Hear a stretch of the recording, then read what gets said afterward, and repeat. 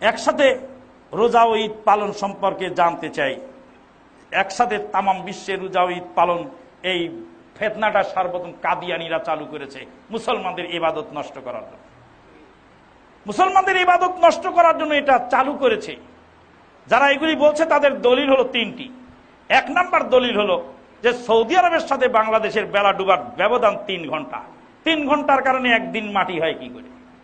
এক যুবককে ডেকে বলেছিলাম, যে দেশের ব্যবধান 23 ঘন্টা সৌদি আরবের সাথে, সে দেশের লোক কি করবে? হা করে কতক্ষণ তাকায় রইল। যদি বলে সৌদি আরবের পরের দিন করবে, তাহলে তো আগের মাসলা ভুল হয়ে গেল। আর যদি বলে সে 23 ঘন্টাওয়ালাও সৌদি আরবের সাথেই করবে, তখন বলবো যে 3 ঘন্টার কারণে যদি দিন মাটি না হয়, তো 23 ঘন্টার কারণে মাটি হলো কি করে? সাথে সাথেই লাজবাব।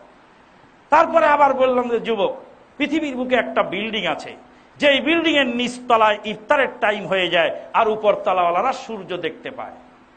বিল্ডিং এর নাম বুর্জুল খলিফা, দুবাই শহরে অবস্থিত 160 তলা বিল্ডিং। নিচতলাওয়ালা ইফতার করার 3 মিনিট পর্যন্ত ওরা সূর্য দেখতে পায় 160 তলার উপরে। একই বিল্ডিং এ 2 বার ইফতার, 3 বার ইফতারের টাইম হয়। যুবক, তুমি জানো না? কোরআন হাদিস তুমি বোঝো না, ভূগোলও জানো। ভূগোল যদি তুমি জানতে, তাহলে তুমি এই ফতোয়া দিতে না। কাদিয়ানীদের ভেজাল ট্যাবলেট খেয়ে মুসলমানদের ইবাদত নষ্ট করার জন্য ষড়যন্ত্র।